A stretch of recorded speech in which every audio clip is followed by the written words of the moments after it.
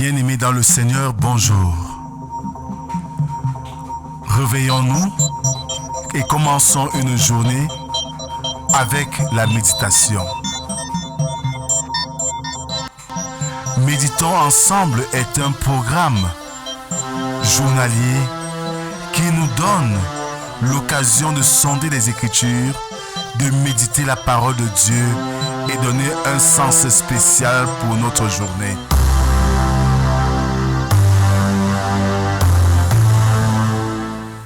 Méditons ensemble est disponible sur les plateformes numériques.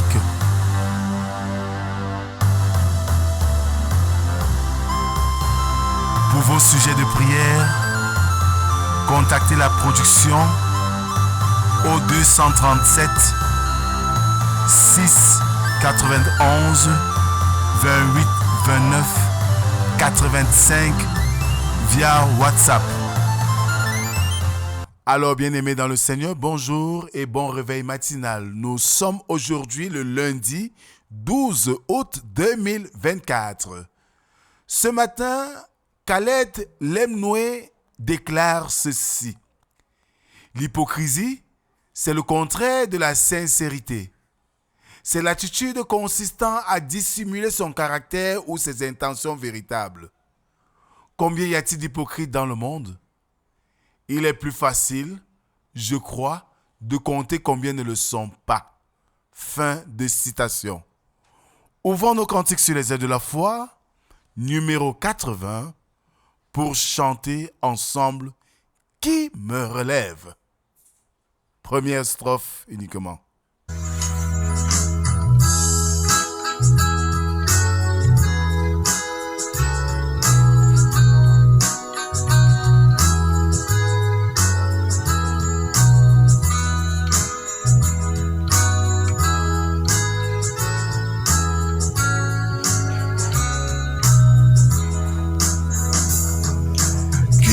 Relève dans mes chutes, c'est Jésus-Christ qui combat pour moi dans mes luttes, c'est Jésus-Christ.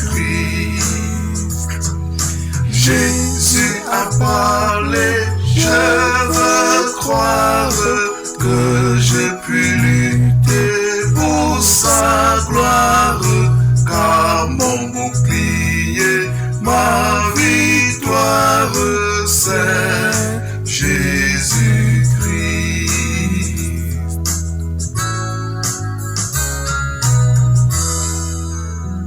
Psaume 39. Je disais, je veillerai sur mes voies, de peur de pécher par ma langue. Je mettrai un frein à ma bouche tant que le méchant sera devant moi. Je suis resté muet dans le silence. Je me suis tu, quoique malheureux, et ma douleur n'était pas moins vive. Mon cœur brûlait au-dedans de moi. Un feu intérieur me consumait, et la parole est venue sur ma langue. Éternel, dis-moi quel est le terme de ma vie, quelle est la mesure de mes jours, que je sache combien je suis fragile. Voici, tu as donné à mes jours la largeur de la main, et ma vie est comme un rien devant toi. Oui, tout homme debout n'est qu'un souffle. Oui, l'homme se promène comme une ombre, il s'agite vainement, il amasse et il ne sait qui recueillera. Amen. Prions Dieu. Éternel notre Dieu, comme chaque matin, nous sommes au rendez-vous de l'écoute de ta parole. Que ton Esprit Saint nous habite et nous instruise par cette parole qui est la source d'eau vive. Parle, Seigneur, nous t'écoutons. Amen. Marc 7, les versets 1 à 23. Les pharisiens et quelques scribes venus de Jérusalem s'assemblèrent auprès de Jésus. Ils virent quelques-uns de ses disciples prendre leur repas avec des mains impures, c'est-à-dire non lavées. Or, les pharisiens et tous les juifs ne mangent pas sans s'être lavés soigneusement les mains, conformément à la tradition des anciens. Et quand ils reviennent de la place publique, ils ne mangent qu'après s'être purifiés. Ils ont encore beaucoup d'autres observances traditionnelles, comme le lavage des coupes, des cruches et des vases d'airain. Et les pharisiens et les scribes lui demandèrent: « Pourquoi tes disciples ne suivent-ils pas la tradition des anciens, mais prennent-ils leur repas avec des mains impures ?» Jésus leur répondit: « Hypocrites, Ésaïe a bien prophétisé sur vous, ainsi qu'il est écrit: « Ce peuple m'honore des lèvres, mais son cœur est éloigné de moi. C'est en vain qu'il m'honore, en donnant des préceptes qui sont des commandements d'hommes. Vous abandonnez le commandement de Dieu et vous observez la tradition des hommes. » Il leur dit encore: « Vous anéantissez fort bien le commandement de Dieu pour garder votre tradition. Car Moïse a dit: « Honore ton père et ta mère, et celui qui maudira son père ou sa mère sera puni de mort. » Mais vous, vous dites: « Si un homme dit à son père ou à sa mère: « Ce dont j'aurais pu t'assister est corban, c'est-à-dire une offrande à Dieu », vous ne le laissez plus rien faire pour son père ou pour sa mère, annulant ainsi la parole de Dieu par votre tradition que vous avez établie. Et vous faites beaucoup d'autres choses semblables. » Ensuite, ayant de nouveau appelé la foule à lui, il lui dit: « Écoutez-moi tous et comprenez. Il n'est hors de l'homme rien qui, entrant en lui, puisse le souiller. Mais ce qui sort de l'homme, c'est ce qui le souille. Si quelqu'un a des oreilles pour entendre, qu'il entende. » Lorsqu'il fut entré dans la maison, loin de la foule, ses disciples l'interrogèrent sur cette parabole. Il leur dit: « Vous aussi, êtes-vous donc sans intelligence? Ne comprenez-vous pas que rien de ce qui du dehors entre dans l'homme ne peut le souiller?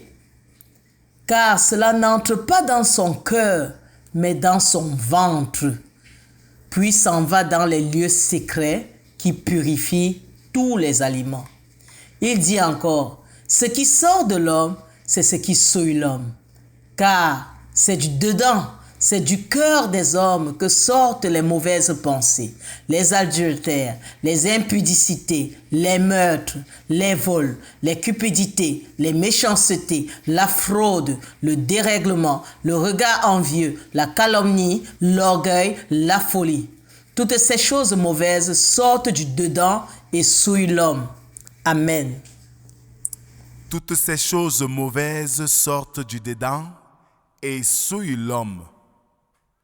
Bien-aimés dans le Seigneur, après l'écoute de cette portion de texte qui nous est proposée ce jour, nous constatons en amont que Jésus était donc demeuré sur les bords du lac de Génézareth avec ses disciples. Quand des pharisiens de Jérusalem, contrariés sans doute de ce qu'il avait évité leur haine en s'abstenant de la fête, vinrent l'y chercher et le harceler de leurs questions captieuses.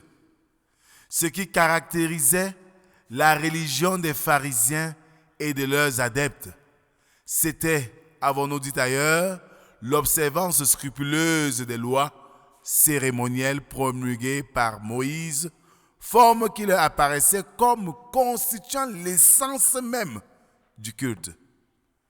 Premier tort de leur part. Même sous l'ancienne économie, l'esprit devait toujours l'emporter sur la forme. À ce tort, ils en ajoutaient un second tort, non moins grave. Ils avaient converti en loi les usages des anciens ou ce qu'on appelait les traditions, et ils mettaient ces traditions au même rang que les ordonnances divines. Si même ils ne leur donnaient la prééminence. Enfin, ils plaçaient souvent les formes de leur culte au-dessus des devoirs les plus évidents de la morale. On conçoit que notre Seigneur ait dû se mettre en lutte ouverte avec de si funestes erreurs. C'était une des raisons pour lesquelles ses disciples ne jeûnaient pas comme ceux des pharisiens. C'est aussi pour cela qu'ils ne se lavaient pas dans les formes voulues avant chacun de leurs repas. Sur le reproche que lui en font ses adversaires, Jésus-Christ leur reproche à son tour leur hypocrisie, leur formalisme, leur impiété. Il les terrasse en leur citant un mot d'Ésaïe qui leur était directement applicable. Il les accuse d'annuler la sainte parole de Dieu par leur tradition. Tout cela était une application immédiate aux auditeurs de Jésus. Ne semble-t-il pas, pour autant, à l'entendre, qu'il avait devant lui ces prêtres de l'Église romaine, pharisiens des temps modernes, qui, pour me tenir à un seul trait, se font payer des messes en expiation du péché, ou ces protestants pharisiens aussi qui voient dans les actes extérieurs du culte une sorte de compensation pour une vie souillée. Nous pouvons égrener ainsi plusieurs attitudes qui, dans l'Église, sont tout sauf ce que le Seigneur attend de nous. Et les thèmes qui en suivent sont du genre « Nous avons toujours fait comme ça. C'est comme ça ou rien. Si tu ne fais pas comme ça, tu es hors. » Oubliant qu'on peut garder la loi on peut rester dans l'esprit de la loi en gardant la loi. Bien-aimés, ce matin, Jésus nous invite à nous laisser guider par le Saint-Esprit, à ne pas adhérer dans ce principe de formalisme qui quelquefois nous déroute. Et parce que nous voulons plaire aux hommes dans ce formalisme, nous nous cachons pour faire autre chose. Et voilà que nous sommes des fins hypocrites. Ce fléau existe partout, même dans l'Église du Seigneur. L'heure est à la repentance, l'heure est au changement de mentalité. Que le Seigneur bénisse en nous l'écoute de sa parole et qu'il nous aide surtout à la mettre en pratique. Amen. Merci Seigneur pour cette occasion renouvelée que tu nous donnes de sonder tes saintes écritures. Merci pour cette parole qui vient en ce premier jour de la semaine pour nous donner une orientation véritable dans une marche chrétienne digne de ce nom. Père éternel, nous ne pouvons compter les quelques fois où nous sommes déroutés de ta face en croyant te servir. Nous nous sommes rivés dans le formalisme au lieu d'être dynamiques dans notre engagement et notre communion avec toi. Nous te confions cette semaine, cette journée. Sois avec nous, guide-nous. C'est au nom de Jésus-Christ, ton Fils, que nous t'avons ainsi prié. Lui, Seigneur, qui règne dans l'unité du Saint-Esprit et qui nous a enseigné à te prier en ces termes. Notre Père qui est aux cieux, que ton nom soit sanctifié, que ton règne vienne, que ta volonté soit faite sur la terre comme au ciel. Donne-nous aujourd'hui notre pain de ce jour. Pardonne nos offenses, comme nous pardonnons à ceux qui nous ont offensés. Ne nous soumets pas à la tentation, mais délivre-nous du mal. Car c'est à toi qu'appartiennent le règne, la puissance et la gloire pour les siècles des siècles. Amen. En guise d'exhortation, bien-aimés, retenons que l'hypocrisie est ancrée dans nos mœurs parce que nous avons donné plus d'importance à ce que les gens pensent de nous et non à ce que nous sommes véritablement. C'est ainsi que le Seigneur nous invite à être vrai dans notre relation avec lui, à ne pas faire pour plaire, mais à faire pour glorifier son nom. Que la grâce, la paix et l'amour de Dieu soient et demeurent sur chacun d'entre nous, au nom du Père, du Fils et du Saint-Esprit, un seul Dieu éternellement béni. Amen. Bonne journée, bon début de semaine à tous et à demain si Dieu le veut. Shalom, shalom, shalom.